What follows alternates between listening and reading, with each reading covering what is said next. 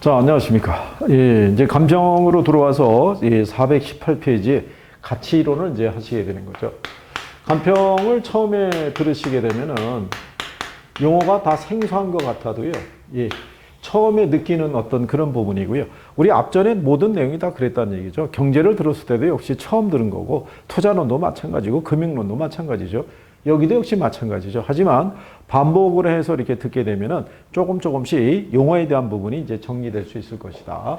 자, 그래서 이제 제일 먼저 나오는 게 가치와 이제 가격에 대한 부분이에요. 그래서 이제 가치의 정의라고 그랬을 때 학자들이 내는 정의가 있는데요. 이게 이제 아담 스미스라는 학자가 내린 정의가 있고요. 예, 그 다음에 이제 어빙 피셔라는 학자가 내린 이제 정의가 이제 있다는 얘기죠. 예, 그래서 이 부분에 대해서 아담 스미스가 내린 정의는 비내구재라고 그래서요. 한 번 사용하면 효용이 바로 없어지는 재화 있죠. 예, 거기에 이제 맞는 정의라고 그러고요. 어빙 피시의 정의는 부동산과 같은 이제 내구재의 가치 개념에 이제 부합된다라고 얘기하죠. 자, 그런데 이제 제일 먼저 나오는 게 가치와 가격의 관계라고 이렇게 명시를 했어요. 예, 요거는 이제 이 아담 스미스의 정의 관계가 반영이 돼 있다. 아담 스미스는요, 재화의 가치는 사용 가치하고요, 그 다음에 교환 가치로 구성이 돼 있다라고 얘기한 거죠. 그래서 그 재화의 사용 가치가 이 교환 가치로 표시가 된다라고 그런다라고 이제 표현을 한 거죠. 그래서 이 사람은 어떤 이제 가치나 어떤 재화나 용역이 다른 재화나 용역을 교환의 대상으로 지배하는 힘이다. 그래서 시장에서 거래되고 있는 특정한 상품의 어떤 이 가격이라는 거는 그 상품이 가지고 있는 가치 있죠. 요게 화폐 단위를 빌려서 가격이 된 것이다라고 얘기를 한 거죠. 그러니까 가격에 기초에 있는 게 가치다라고 얘기하는 거죠. 그래서 가치가 상승하면 모두 상승한다. 가격도 상승한다라는 이런 주장을 펼쳤다라고 보시면 되겠죠. 그래서 가격의 본질은 가치이기 때문에 가치가 높으면 일반적으로 가격도 높아진다라고 얘기하는 경우죠. 그래서 이제 일반적으로는 가치와 가격이 일치하는데 단기적으로 봤을 때는 가치하고 가격은 괴리될 수도 있다, 이런 얘기죠. 그러니까 이 가격이 가치 이상도 될 수 있고 이하도 될 수 있는 경우는요, 시장에서 수요와 공급이 있죠. 예, 수요가 공급에 비해서 많거나 거꾸로 공급이 많아지는 상태가 되게 되면 이 가격은 가치로부터 괴리되어질 수도 있다라고 얘기를 해요. 이것도 시험에 한번 나온 적이 있어요. 예. 근데 장기적으로는요, 이 가격은 가치에 회귀하려는 성질을 갖게 되기 때문에 장기적으로 가치와 가격은 일치하게 되더라. 그러니까 이런 성격이에요. 이게 가치라고 그러면 이 가격이라는 거는 시장 상황에 따라 이런 식의 변화가 발생할 수도 있지만 장기적으로는 이 가격은 가치에 이렇게 회귀하려는 성질을 갖게 되기 때문에 그래서 장기적으로는 일치하더라. 근데 이제 시험에서는 단기하고 장기를 바꿔서 낸 적도 있더라, 이런 얘기죠. 그래서 요거는 일반 이제 비내구재에 쓸 수 있는 케이스라고 할 수 있고요. 그 다음에 이제 가치와 가격을 구별을 해줘야 된다라고 얘기하는 거는요. 이거는 이제 부동산 같은 경우에 무슨 얘기냐면요. 부동산 시장에서 현실적으로 거래되고 있는 가격이 있죠. 이것이 그 물건의 가치를 100% 정확하게 반영하고 있다고 하기는 어려운 게 뭐냐면 얘가 수명이 계속 지속이 되는 얘기이기 때문에 미래의 변화에 의해서 현재 거래되고 있는 가격은 얼마든지 변할 수 있다는 거죠. 그래서 부동산 같은 내구재는 시장에서 거래되는 가격과 그 물건이 가지고 있는 가치를 구별해서 판단할 필요가 있더라라고 얘기하는 경우죠. 그래서 이 부동산학에서는 가격이라는 거는 시장에서 매도인과 매수인 사이에서 지불된 실거래액이라고 얘기를 하죠. 그러니까 이거는 우리가 파악하기가 쉽죠. 오늘 오전에 이 부동산의 가격, 거래 가격이 5억 원의 매도인과 매수인 사이 거래가 성립이 됐다. 실제 거래액이죠. 그러니까 이거 파악할 수 있고요. 이미 지불됐으니까 과거의 값이라고 얘기를 하는 거죠.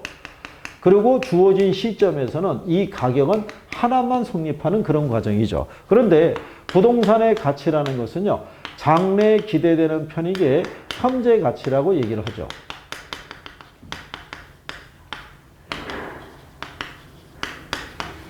그래서 이 장래에 기대되는 편익을 바탕으로 한 이 현재의 값이라고 얘기를 하고요. 주어진 시점에서 가치는 여러 개가 존재할 수 있다고 얘기를 해요. 평가 목적에 따라 얘를 투자 목적으로 평가하느냐 아니면 과세 목적으로 평가하느냐 예, 이렇게 목적이 뭐냐에 따라서 가치는 여러 개가 나올 수 있다고 그래요. 이게 여러분 시험에는 어떻게 나왔냐면 이게 과거의 값인데 현재의 값, 얘는 미래의 값, 이런 식으로 요거를 바꿔서도 출제를 한 적이 있어요. 그죠? 예, 그래서 가치와 가격을 왜 구별해 줘야 되는 것은 이거는 이제 부동산학에서는 이렇게 구별을 해 줘야 되고요. 일반 재화는 예, 가격과 가치를 그냥 동일시하더라. 이제 이런 정도로 인식하시면 되겠죠. 자, 그다음에 그 밑에 가면은 이제 가치의 종류라고 그래서요. 예, 419쪽에 보면 나와 있죠. 그 가치의 종류 관계를 보시면은 예, 시장 가치가 나오죠. 예, 앞에서 우리가 시장 가치 기준 원칙을 보셨죠. 시장 가치가 성립되기 위해서는 구비될 조건이 있는데요. 첫 번째가 통상적인 시장이라는 것은 네, 이게 이제 공개된 시장을 우리가 얘기하고요. 예, 누구나 참여할 수 있는 거. 그 다음에 출품 기간의 합리성이라고 해놨어요. 예, 이거는 뭐냐면요. 시장에서 매물로 시장에 이제 나왔죠. 공개된 다음에 거래가 성립이 되고 이제 등기 이전 절차까지 있죠. 그게 통상 한 3개월 이내. 그러니까 실무적으로 얘기하는 거죠. 만약에 이 기간이 넘어가게 되면 너무 노출 기간이 길어지니까 시세보다 훨씬 싸게 거래되거나 이렇게 되면 시장 가치의 개념을 부여하기는 좀 어려워질 수도 있겠죠. 예, 그 다음에 이제 세 번째 나오는 게 거래의 자연성이라는 거죠. 그러니까 거래 당사자의 자유의사에 의해서 거래가 성립이 돼야지 강요된 거래는 안 된다는 거죠. 내가 부동산을 담보로 대출받았는데 제때 상환이 못 이루어지게 되면 경매로 넘어가서 거래가 성립되는 건 안 된다는 얘기고요. 그 다음에 당사자의 정통성이라는 거죠. 그러니까 거래 당사자는요, 이 부동산 자체라든가 아니면 시장 상황 등에 예, 정통한 사람 간의 거래가 성립이 돼야 되죠. 팔고 났더니 가격이 뛰더라. 이거는 제대로 된 거래가 아니라는 얘기죠. 그래서 이 조건이 충족이 됐을 때 우리가 시장 가치 개념을 부여할 수 있더라. 예, 이렇게 얘기하는 경우죠. 그래서 이제 이런 정도 여러분들 알아두시면 되겠고요. 그 다음에 나와 있는 가치의 종류에서 교환 가치 이렇게 쭉 돼 있는데요. 아까 이제 이렇게 말씀드린 거죠. 아담 스미스는 재화의 가치가 사용 가치와 교환 가치로 나눌 수 있다 그랬을 때 나중에 요 사용 가치가 투자 가치로, 요 교환 가치가 시장 가치로 이렇게 바뀌어 간다라고 보시면 되겠고요. 요것이 예, 주관적 가치의 개념 성격이라고 그러면요. 이거는 객관적 가치 개념의 성격이다. 아주 오래전에 이 투자 가치가 객관적 가치다 그래서 틀리게 한번 나온 적이 있어요. 예, 그런 정도까지만 부연적으로 정리하시면 될 것 같고요. 그 다음에 이제 그 밑에 가면 가격의 특징이라고 이제 이렇게 명시가 되어 있죠. 그러면 이 가격의 특징이라는 것은요, 일반 재화에는 찾아볼 수 없고 부동산에서만 나타날 수 있다는 거죠. 그러면 일반 상품과 달리 부동산은요, 가격과 임대료로 표시할 수 있다는 거죠. 우리가 이제 마트나 편의점을 가게 되면 거기 진열되어 있는 물건은 물건 자체의 가치밖에 없죠. 가격밖에. 근데 부동산은 가격으로도 표시할 수 있고 임대료도 표시할 수 있죠. 그래서 중개 사무실에 가게 되면 매매가 옆에 전세가, 월세 같이 들어가 있죠. 그게 가능한 이유가 영속성이 있어서 그렇다는 거죠. 임대차에 제공이 되니까. 그 다음에 이제 부동산 가격은요, 소유권 및 기타 권리 이익의 대가로 구성이 된다는 거죠. 그렇죠? 예, 이 얘기는 뭐냐면요. 예, 갑이라는 사람이 만약에 이 부동산을 가지고 있으면 소유권을 갖고 있잖아요. 그런데 이 부동산을 담보로 대출을 받으면 저당권 설정이 될 거고요. 이 중에 방 하나 전세를 주게 되면 전세권이 설정이 될 거 아니겠어요? 그래서 부동산 가격은 하나의 물건에 둘 이상의 권리익이 존재할 수 있다는 거. 여기서는 그게 포인트예요. 예, 둘 이상의 권리익은 존재할 수 없다 그러면 틀리는 거예요. 그래서 그거 예, 기억을 해 두시면 될 거고요. 예. 그 다음에 이제 나오는 가격에 대한 특징이 뭐냐면, 예, 부동산 가격이라는 것은요, 장기적인 배려하에 형성이 된다라고 얘기를 하죠. 그리고 왜 장기적인 배려하에 형성이 되냐면, 부동산은 영속성이 있잖아요. 그죠? 이게 내일이면 없어지는 재화가 아니잖아요. 그러니까 미래에 있던 이 가까운 장래에 얘 용도나 주변 환경에 어떤 변화가 있는지를 감안해서 그것도 반영이 돼 있다라고 보셔야겠죠. 그 다음에 이제 부동산 가격은요, 개별적으로 형성이 된다라고 얘기를 해요. 그러니까 이게 개별 가격을 형성한다는 얘기인데요. 그 얘기가 무슨 얘기냐면 여기 이제 부동산이 있을 때 갑하고 을 사이에서는 정상적인 거래가 이루어지는데 을이 자기 자녀에게 이 부동산을 증여할 수도 있잖아요. 그러니까 이렇게 정상적인 거래가 될 수도 있고 이게 증여와 같은 개별적인 사정이 개입되어 있는 경우도 있더란 얘기죠. 그래서 평가사는 시장에서 이렇게 사례를 수집하게 되면 개별적인 사정과 동기가 있는지 없는지 여부를 확인해야 될 필요성이 있다. 이런 얘기죠. 그리고 이제 이 부동산 가격은 지역성을 반영한 가격이죠. 예. 그거는 같은 건설사가 시공해서 분양했더라도 강남에다 분양했느냐 지방에다 분양에 따라서 이제 가격이 틀려지죠. 환경이 틀리니까. 그리고 부동산 가격에 하방 경직성이라고 있어요. 예, 부동산 가격은요.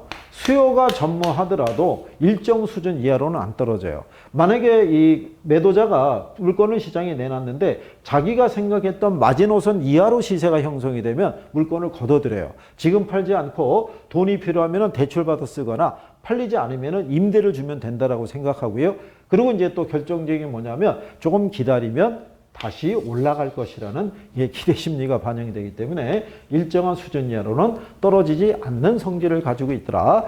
그렇게 정리하시면 될 거예요. 그래서 이제 요 가격의 특징에서는 하방 경직성에 대한 게 이제 최근에 나온 건 이제 거기까지였다. 이렇게 보시면 되겠고. 그 다음에 나오는 게 부동산 이제 가치 발생 요인과 가치 형성 요인이죠.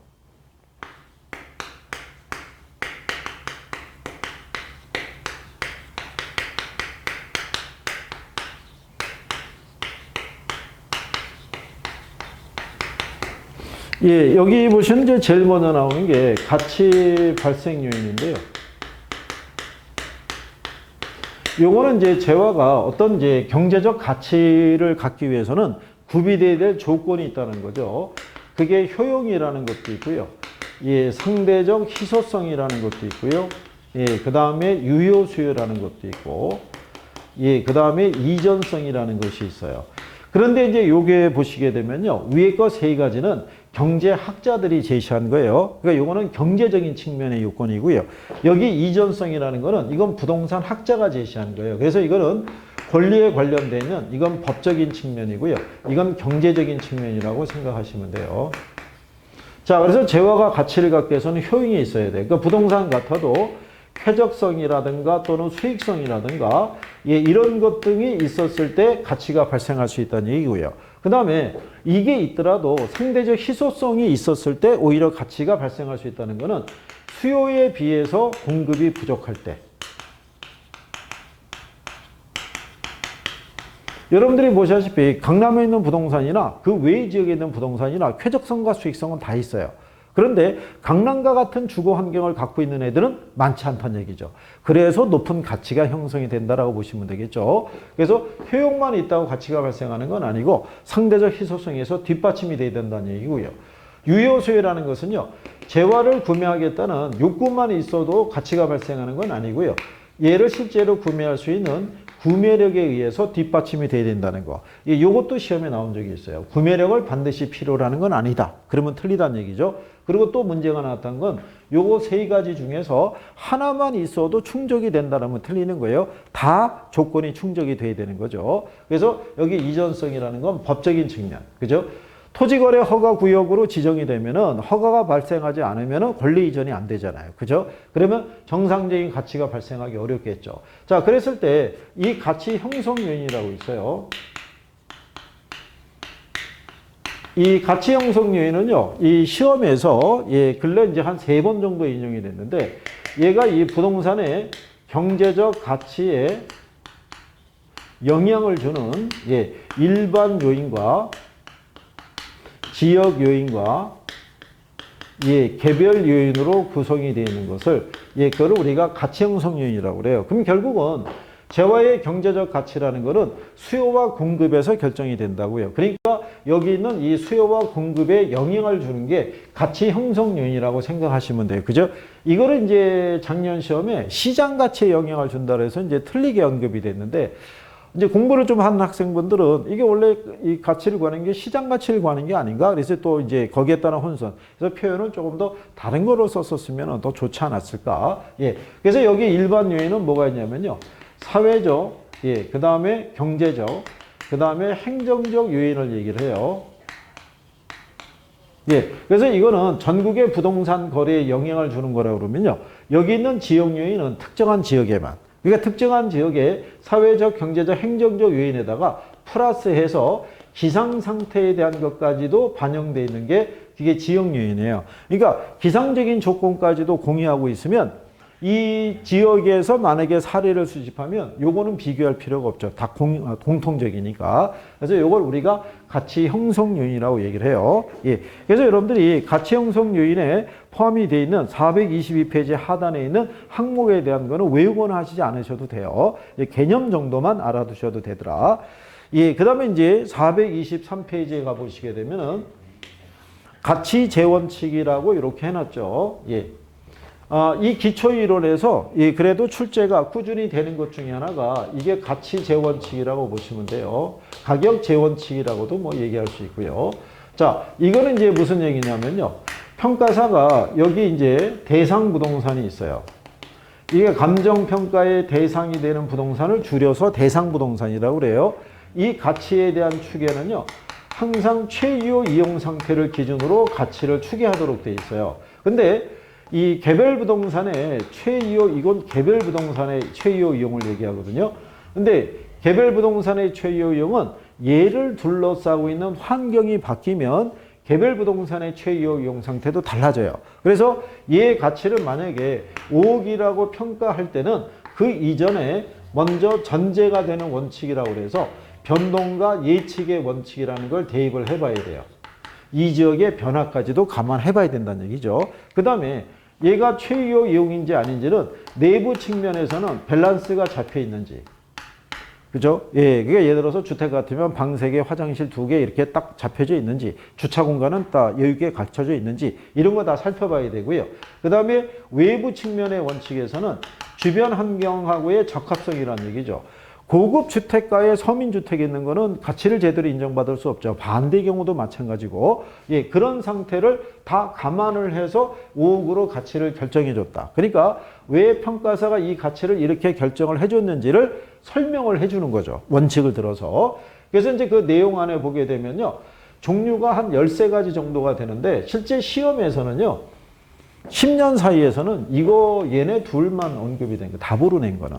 예, 그러니까 얘네 둘을 중심으로 정리를 하시는 게 필요하죠. 예, 그래서 예, 거기 종류가 보게 되면요. 그래서 이제 토대가 되는 원칙서부터 나오는 거예요. 그죠? 그래서 이 토대가 되는 원칙에서 제일 먼저 나오는 게 변동의 원칙이에요. 예, 그러니까 요거는 제목이 대부분 설명하는 거예요. 변동의 원칙의 의의를 보시게 되면요. 예, 부동산 가치라는 거는 가치 형성 요인이 있죠. 이 변화에 영향을 받아서 가치가 결정이 된다는 거예요. 그러면 가치 형성 요인이라고 우리가 조금 아까 해봤죠. 예, 사회적, 경제적, 행정적 요인은 계속 변하는 거예요. 그죠? 그래서 얘의 특징을 보게 되면요. 얘가 이 기준 시점이 있죠. 예, 이게 기준 시점의 근거가 돼요. 그러면 왜 그러냐면요. 동일한 부동산이라 할지라도 기준 시점이 언제냐에 따라서 부동산의 가치 평가는 다르게 이루어질 수 있다는 거예요. 예, 그래서 얘기하는 경우죠. 그러니까 이제 이런 얘기잖아요. 여기 만약에 명태에서 분식집을 하나 차렸어요. 차린 이유가 뭐냐면 이 앞에 초등학교, 그 다음에 중학교, 예, 이런 애들이 여기 있었던 거예요. 그래서 이 학생들을 보고 만들었는데 얘네가 만약에 이전을 하게 되면 이게 있었을 때 분식집의 가치와 없어졌을 때 분식집의 가치가 서로 틀리죠. 예, 있었을 때 시점은 가령 예를 들어서 2015년 5월에 평가했을 때는 이 가치를 한 5억 정도로 봤는데, 그죠? 얘네가 없어지고 난 이유가 되는 2020년 5월 달 기준에 했을 때는 가치가 떨어질 거 아니에요. 그러니까 똑같은 부동산일지라도 얘를 둘러싸고 있는 환경이 바뀜에 따라 가치는 계속 달라질 수 있는 거예요. 그래서 우리는 항상 무슨 시점을 기준으로 평가해야 된다. 기준 시점을 기준으로 평가해야 된다고 얘기하는 경우죠. 자, 그 다음에 나오는 게 예측의 원칙이죠. 그러면 예측의 원칙이라는 건요. 부동산의 가치라는 것은 과거나 예, 현재 이용에 의해서 가치가 결정이 되는 것이 아니고요. 예, 이게 미래 이용에 의해서 가치가 결정이 되더라 이런 얘기죠. 그러니까 요게 그래서 관련 있는 이 특징이 뭐냐면 이게 이제 부동산 가치에 대한 이 기준이 되겠죠. 부동산의 가치는 장래 기대되는 편익의 현재 가치라고 얘기하는 거죠. 그래서 얘가 수익환원법의 근거가 된다라고 그래요. 요 수익환원법에서는요, 이 수익 가격이라는 걸 구할 때 얘가 이 순수익을 환원비율이라는 걸로 환원해서 수익 가격을 구할 때 여기서 얘기하는 요 수익이라는 게 그게 미래 수익이라는 거예요. 그죠? 그러니까 현재 우리가 지난번에 말씀드린 것처럼 현재 농지라고 그래서 농사를 지어서 발생하는 수익만을 보고 이 가치를 평가하면 안 되고요.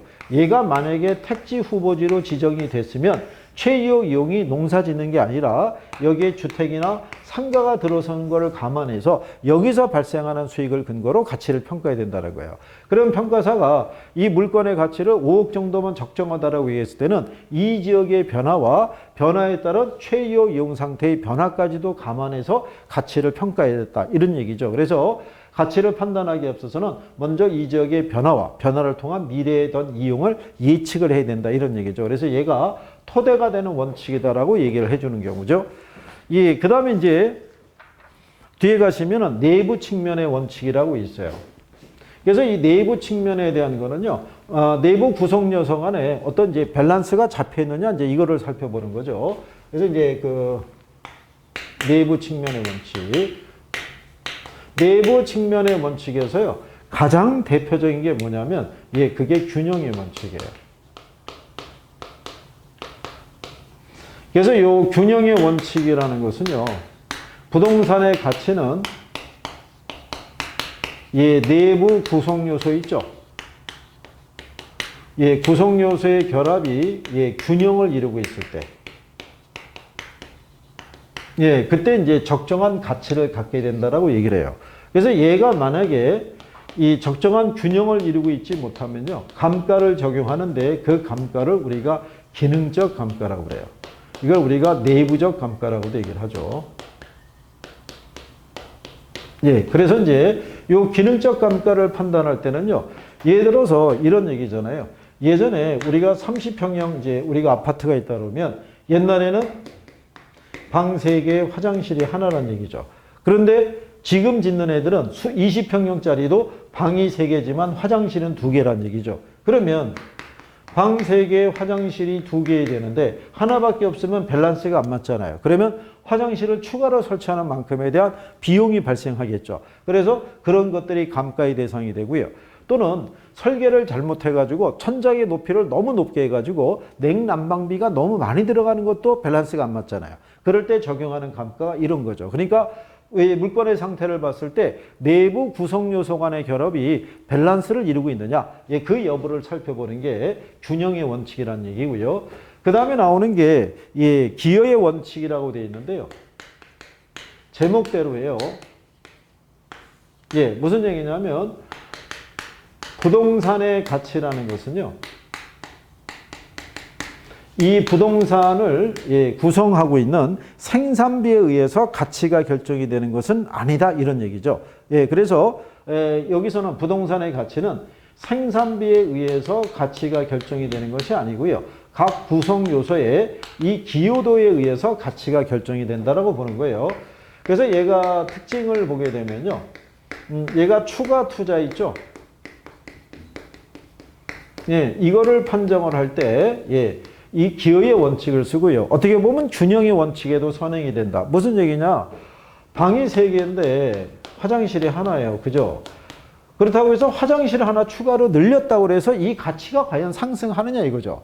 주변에 이 부동산들은 다 방 3개, 화장실 2개예요. 얘만 지은 지가 한 30년 된 아파트에서 화장실 하나는 얘기죠. 그러니까 우리 집만 이거 하나 늘렸다고 해서 가치가 폭발적으로 늘어나냐면 그렇지는 않다는 얘기죠. 그러니까 그 비용이 그 요소가 전체 가치에 기여하는 것만 가치로 보겠다는 거죠. 그러니까 그게 기여하는 부분이 가치의 상승이 크지 않으면 굳이 추가 투자할 필요가 없다, 이런 얘기죠. 그래서 그거를 판단하는 게 기여의 원칙이다라고 이렇게 여러분들이 보시면 되겠고요.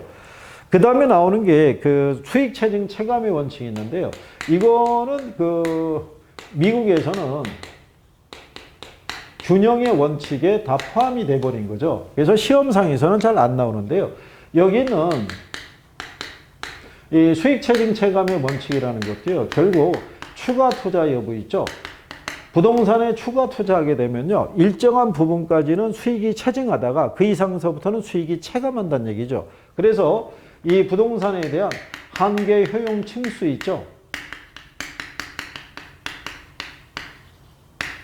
예, 이런 거를 판정을 할 때 수익 체증 체감의 원칙을 쓰더라 이런 얘기죠. 그러니까 가령 예를 들어서 이렇게 1층을 개발을 만약에 했을 때 개발을 통해서 없는 임대 수익이 있을 거 아니겠어요? 예, 이게 500인데 우리가 한 층을 지을 때 들어가는 건설 비용이 있죠. 예, 비용이 만약에 예를 들어서 100만 원이라고 가정하자고요. 그러면 비용 대비 수익이 크잖아요. 그럼 우리는 추가 투자를 생각해 볼 수 있겠죠. 그러면 한 층 더 올려보는 거죠. 예. 자, 비용은 그냥 그대로라고 가정하고요. 올라가면서 임대 수익이 줄어들거든요. 1층하고 2층의 임대 차이는 엄청나거든요. 거의 뭐 더블이라고 생각하셔도 되겠죠. 그런데도 여전히 뭐가 커요? 수익이 크니까 한 층을 더 올려보는 거죠. 근데 얘는 이제 점점 이게 떨어지겠죠. 이런 식으로. 그러면 이런 식으로 올려가다 보면은 한 5층 정도까지 이렇게 올라가다 보면 얘하고 이제 같아지겠죠. 여기가 이제 한계 효용 층수라는 거죠. 이렇게 지었을 때가 부동산의 수익이 최대가 된다는 얘기죠. 만약에 한 층을 더 올리게 되면 비용 대비 수익이 떨어지게 되겠죠. 예, 그래서 요 유효 층수를 판단할 때 수익 체증 체감의 원칙 같은 걸 쓰더라라고 이렇게 생각하시면 돼요. 그러면 이렇게 수익이 커질 때가 최유효 이용이고 수익이 작아질 때가 최유효 이용이 아니다. 이렇게 나오면 틀리는 거예요. 최유효 이용이 될 수 있는 것은 한계 수익과 한계 비용이 같아지는 점에서만 이루어진다. 이렇게 여러분들이 생각하시면 될 거고요. 그래서 이게 이제 수익 체증 체감의 원칙 이제 이렇게. 그다음에 그 밑에 나오는 게 수익 배분의 원칙이라고 있어요. 수익 배분의 원칙은요. 잉여 생산성의 원리라고도 번역이 돼서 나온 거예요.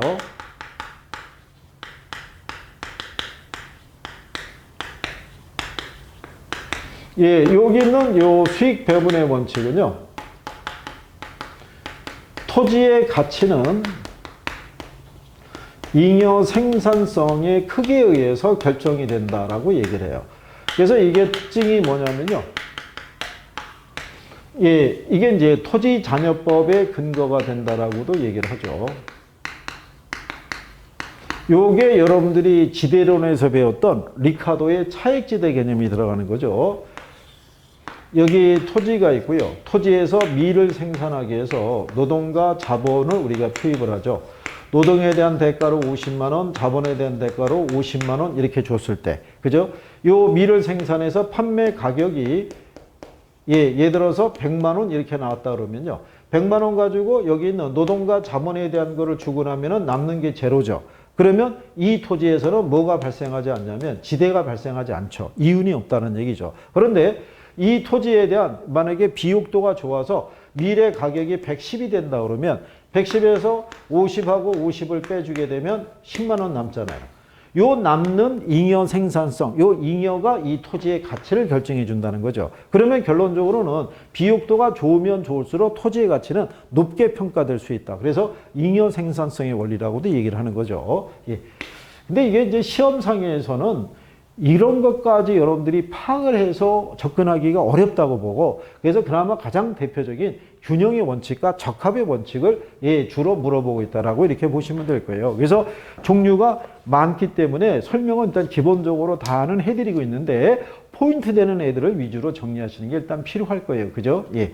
그래서 일단 내부 측면의 원칙까지 정리해 봤고요. 다음 시간에는 우리가 425페이지에 있는 외부 측면의 원칙 있죠? 예, 적합의 원칙을 중심으로 해서 정리를 하고, 그 다음에 지역 분석하고 개별 분석, 이런 순으로 정리해 보도록 하겠습니다.